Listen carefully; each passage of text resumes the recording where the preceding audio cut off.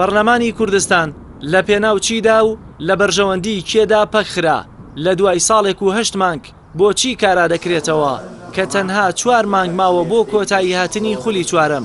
گەرچی بەهۆی دەستبردن بۆ یاسای سەرۆکایەتی هەرێم پارتی پەرلەمانی پەکخست لە هەمان کاتدا لە ماوەی پەخستنی پەرلەماندا حکوومەتی هەرێم لەژێر ناوی چاکسازی موچەی فەرمانبەرانی کردووەتەوە ڕوبع موچە و چەندین گرێبەستی نەوتی واژۆ کردووە بەبێ گەڕانەوە بۆ پەرلەمان کاوەش کاردانەوەی چەندین پەرلەمانتاری لێ کەوتووەتەوە کە ڕەنگە بە کاراکردنەوەی پەرلەمان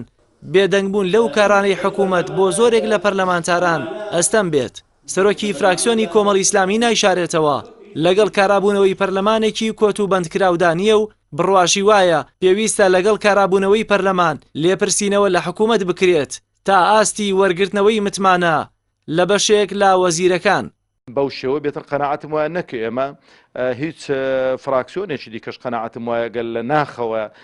وەکو ئازادی کەیوە لە ژێر فشاری حیزبەکەی بێتە دەرەوە ڕازی نابێت پەرلەمانێک تەوجیهی لە دەرەوە بۆ بێتن و پەرلەمانێک خاوەنی ئیرادەی خۆی نەبێت پەرلەمانێک خاوەنی هەڵوێستی سیاسی خۆی نەبێتن قەناعەتم وایە ئەو پەرلەمانە 2 ساڵە بەرەو 2 ساڵ دەڕواکە تاعتیل کراوە و پەک خراوە چەند مانجێک کورتمان ماوە ئەو پەرلەمانە نەبێت چاکترە نەک بە شەرت و شروط و ببێتە پەڵەیەکی ڕەش بەو خولەی کە ئێستانەکە لە خزمەتی دای و قەناعەتم وایە لە فەراغی پەرلەمانی شوکارێکی زۆر کراوە کە پێچەوانەی ئەو یاسا بەرکارانن کە لە هەرێمی کوردستاندا کاریان پێدەکرێتن پێویستە کاتن کە پەرلەمان بەجددی لیژنەکانی بێنە سەرخەت و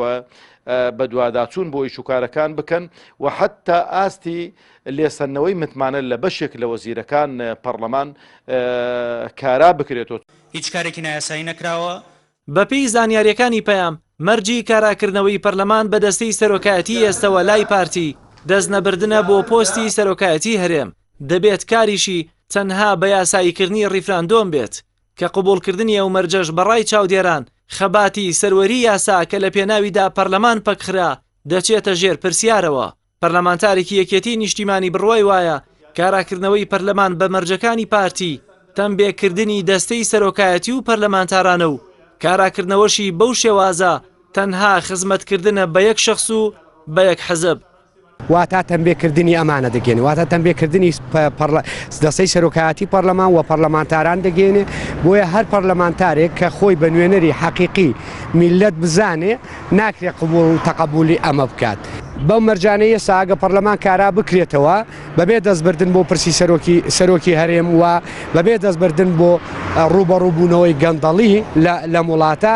هەر کەسێ هەر هێزێکی سیاسی قبولیکە و هەر پەرلەمانتارێک قبولیکە من پێم وایە خیانەت لە پرۆگرامی سیاسی خۆی دەکا و ئۆباڵێکی گەورەی مێژوویی دەکەوێتە ئاستۆ سەبارەت بە ئایندەی وڵات ئەمە تەنها خزمەت بە کورسی شخصێک دەکا کە بەڕێز بارزانیە و تەنها خزمەت بە ئەجێندای سیاسی هێزێک دەکا کە پارتی دیموکراتی کوردستان